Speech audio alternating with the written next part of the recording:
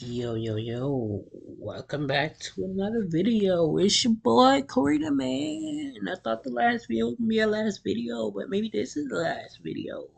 Who knows? Um, anyway.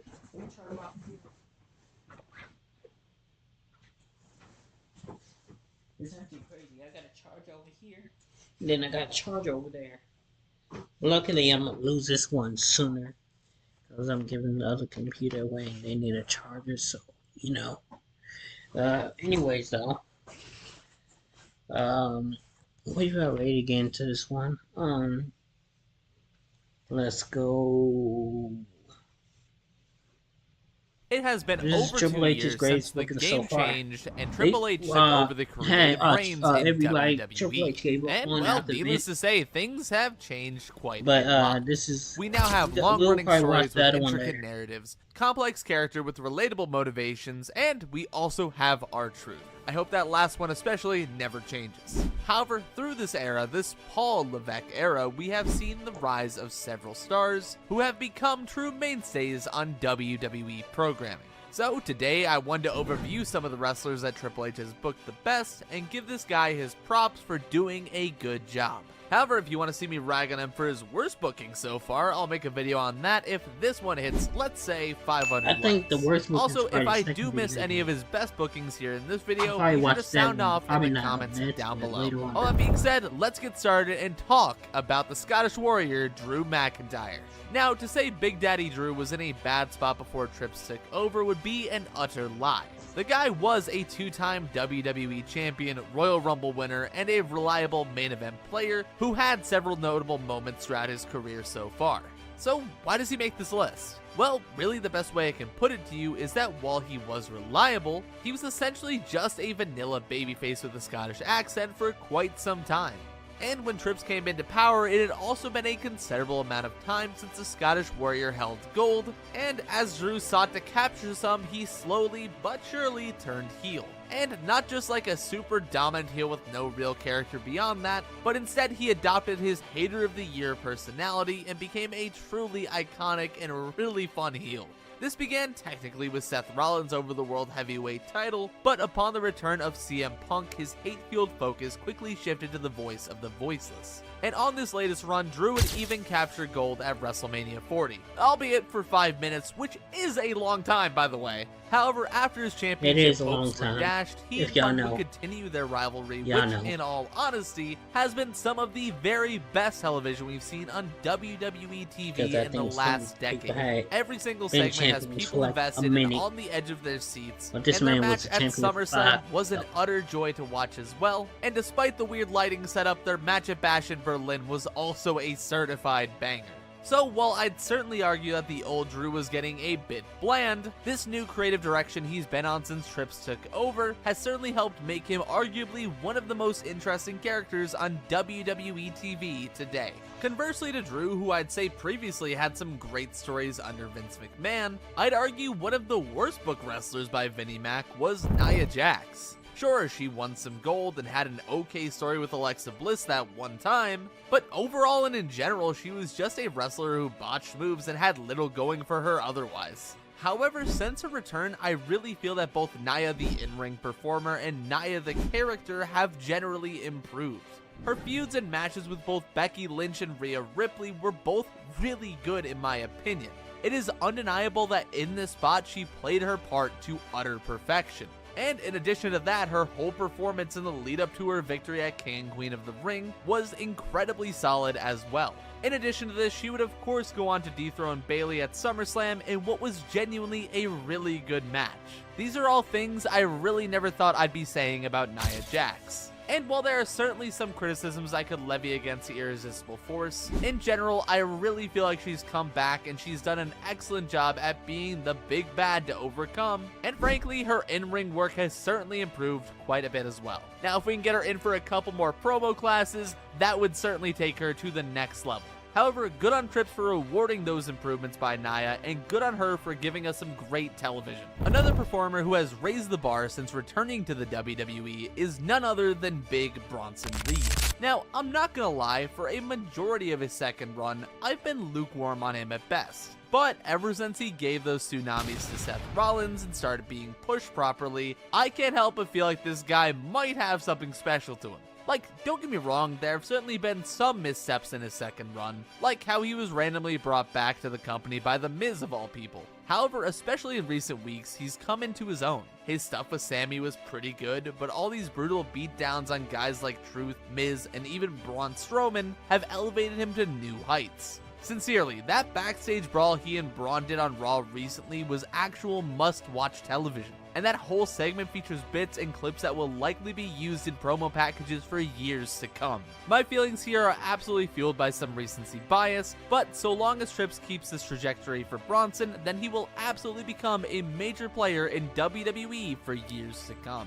One performer who has become a major player in recent years is the Ring General Gunther, who I made a video covering the entire career of that you can check out down below after this video ends. However, to reference that video here, the rise of Gunther was meteoric. And while he was never particularly in dire straits in his time in the WWE, he did come harrowingly close once upon a time. As before Triple H took over, allegedly Vince McMahon was just weeks away from derailing and prematurely ending Gunther's time with the IC title. That title reign, of course, being the thing that both elevated the title and the star holding it to new heights, setting records along the way. And because of that, it would shock me to no end if Gunther wasn't used as a primary main event star for the next decade to come. His booking under Triple H has seen him go from a very solid hand and mid-card champion to being the perfect embodiment of what a dominant heel world champion should be in 2024. Gunther truly is a clear showing of what great booking and enough patience can really do to the wrestling landscape. And speaking of patience, the next guy I want to talk about has really come into his own after cashing in his Money in the Bank contract, and I am of course talking about Damian Priest. See, Punishment Martinez came into the WWE system down in NXT and was booked solidly well. However, especially in his initial main roster run, he felt rather vanilla and bland. That said, as the Archer of Infamy and the Judgment Day came into being a Triple H project, it became woefully obvious that Damian was set for big things. This was especially true after his match against Bad Bunny in Puerto Rico, where he absolutely impressed people backstage.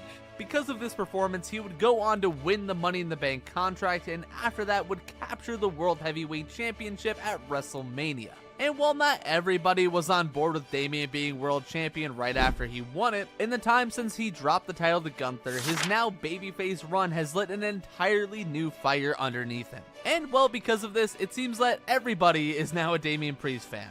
Very similarly to the aforementioned Ring General, it seems like Damian is going to be mixing it up in the main event scene for the next several years because of this. Once again, you cooked up something nice, Trips. Similarly to Judgment Day, another notable group which you could say was perhaps more of a Triple H original is Damage Control.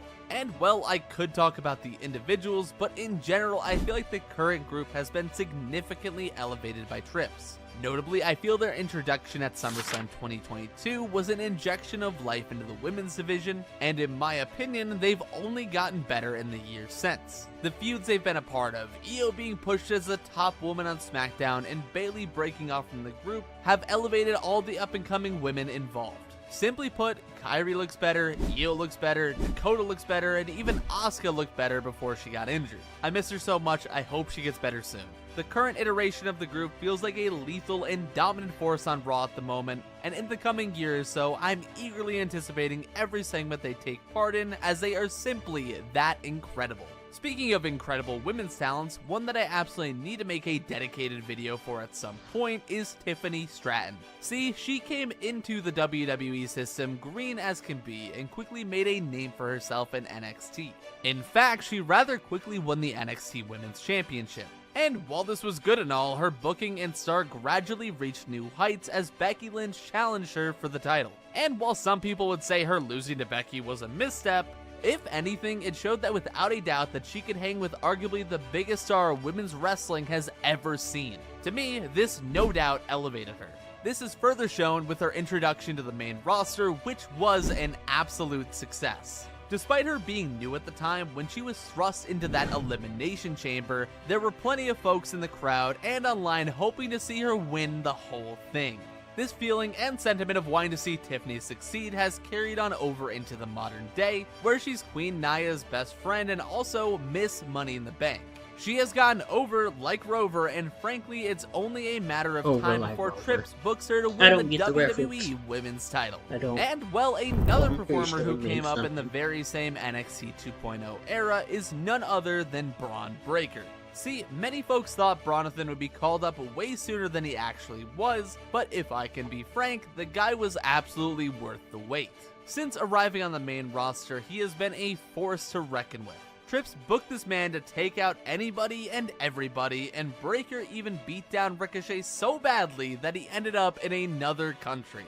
Sure, his stuff with Sammy was a bit sketchy if you ask me, and I don't really think Sammy should have won clean against the guy back at Money in the Bank, but aside from that one hiccup, he's had a stellar track record if you ask me. And his IC title win kicked off what likely will and really should be a good solid reign consisting of regular TV and pay-per-view defenses in what will undoubtedly be a dominant year for the Genetic Freak.